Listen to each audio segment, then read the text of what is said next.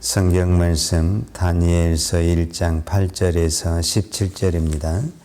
다니엘은 뜻을 정하여 왕의 진미와 그의 마시는 포도주로 자기를 더럽히지 아니하리라 하고 자기를 더럽히지 않게 하기를 위하여 환관장에게 구하니 하나님이 다니엘로 환관장에게 은혜와 긍휼을 얻게 하신지라. 환관장이 다니엘에게 이르되 내가 내 주 왕을 두려워하노라. 그가 너희 먹을 것과 너희 마실 것을 지정하셨거늘 너희 얼굴이 초췌하여 동무 소년들만 못할 것을 그로 보시게 할 것이 무엇이냐. 그렇게 되면 너희 까닭에 내 머리가 왕 앞에서 위태하게 되리라 하니라. 환관장이 세워 다니엘과 하냐와 미사엘과 아사랴를 감독하게 한 자에게 다니엘이 말하되 청하오니 당신의 종들을 열흘 동안 시험하여 채식을 주어 먹게 하고 물을 주어 마시게 한 후에 당신 앞에서 우리의 얼굴과 왕의 진미를 먹는 소년들의 얼굴을 비교하여 보아서 보이는 대로 종들에게 처분하소서 하며 그가 그들의 말을 쫓아 열흘을 시험하더니 열흘 후에 그들의 얼굴이 더욱 아름답고 살이 더욱 윤택하여 왕의 진미를 먹는 모든 소년보다 나아 보인지라. 이러므로 감독하는 자가 그들에게 분정된 진미와 마실 포도주를 제하고 채식을 주니라. 하나님이 이 네 소년에게 지식을 얻게 하시며 모든 학문과 재주에 명철하게 하신 외에 다니엘은 또 모든 이상과 몽조를 깨달아 알더라. 아멘.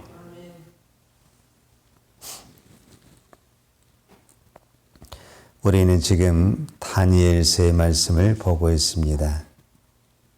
다니엘서는 말 그대로 이스라엘 백성이 바벨론 포로로 끌려간 이 첫 번째 사람 다니엘을 묵상하고 있는 것입니다. 다니엘은 자기가 원해서 어떤 오늘 우리식으로 말하자면 여행을 하거나 이민을 가거나 어떤 그런 목적으로 바벨론에 간 것이 아니라 전쟁을 통해서 나라가 망해가지고 포로로 끌려갔습니다.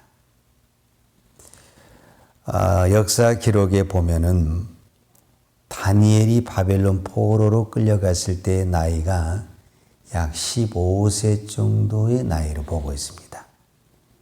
여러분 15세 정도 나이라고 한다면 지금 우리나라 나이로 계산했을 때 중학생 정도 되는 나이입니다.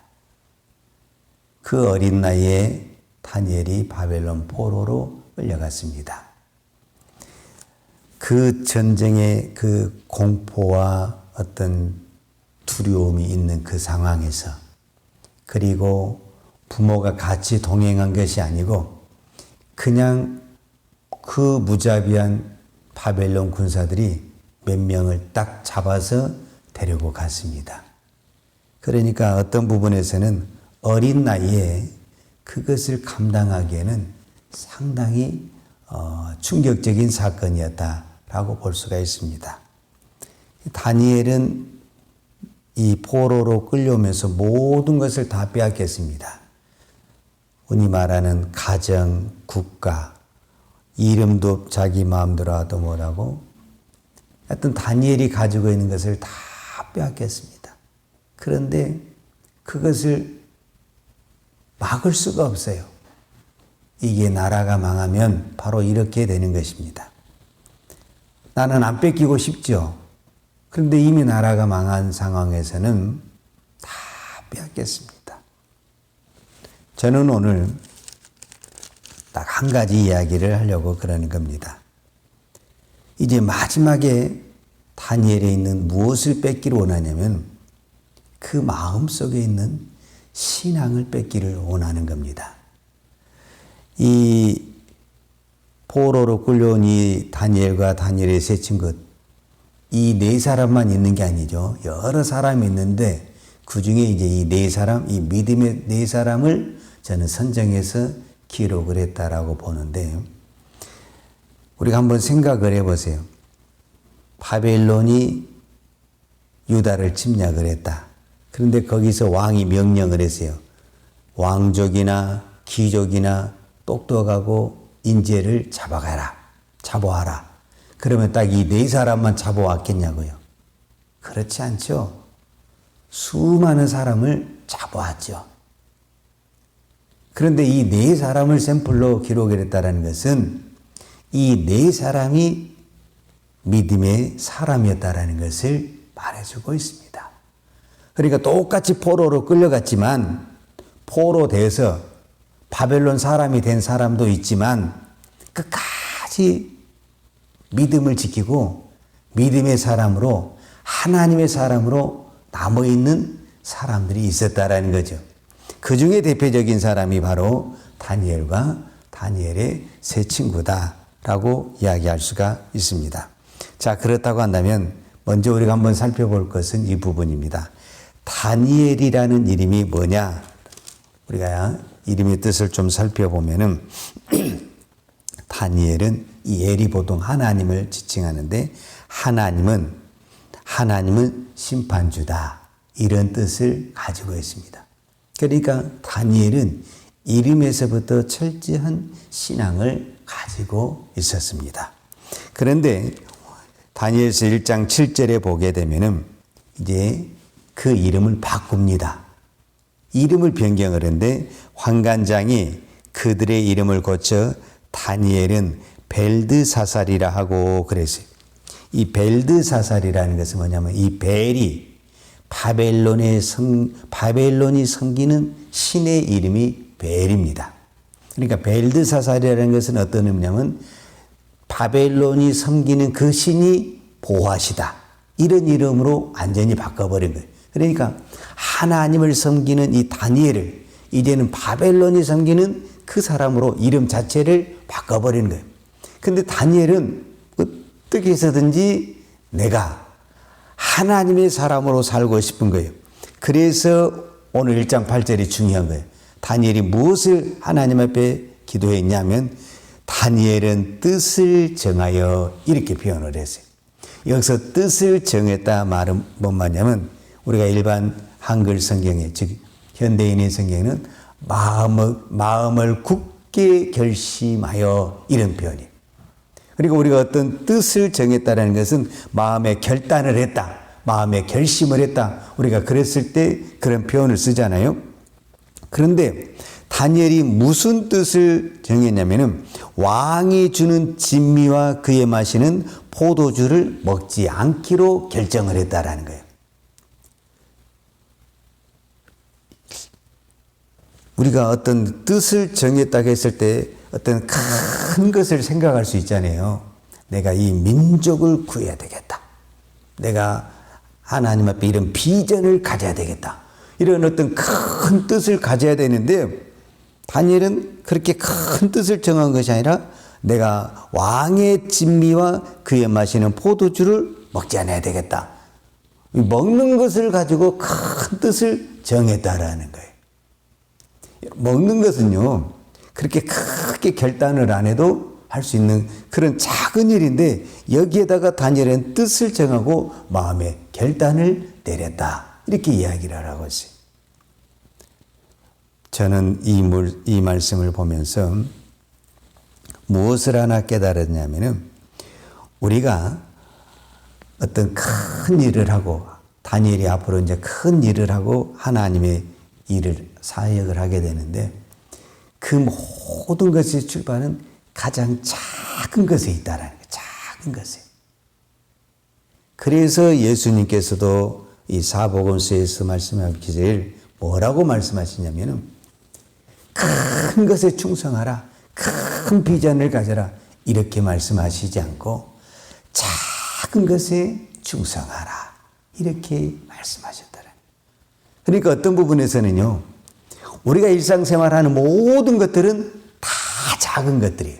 오늘도 여러분들이 우리가 생활하는 모든 것들은 뭐 큰 것이 별로 없어요. 위대한 것이 별로 없어요. 다 사소한 것들이에요. 먹고 자고 움직이고 다 사소한 것들이에요. 그런데 이것이 아주 중요하다라는 거예요.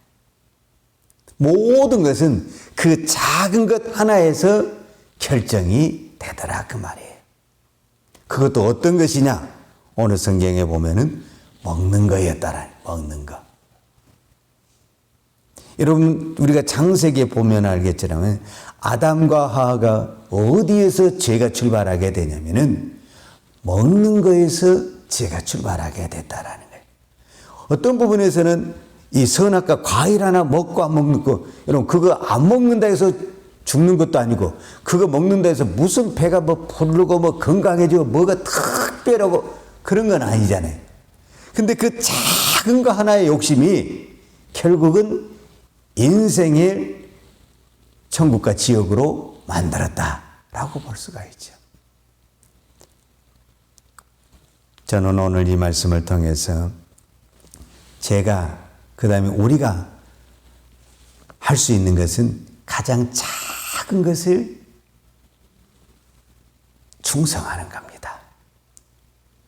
그리고 다니엘이 뜻을 청하는 것처럼 우리가 작은 그 마음인데 특별히 여기서 뜻을 정했다는 말을 좀 더 쉽게 풀어하자면은 다니엘은 눈에 보이는 모든 것들을 바벨론 사람들에게 빼앗겼어요. 왜? 나라가 망하니까.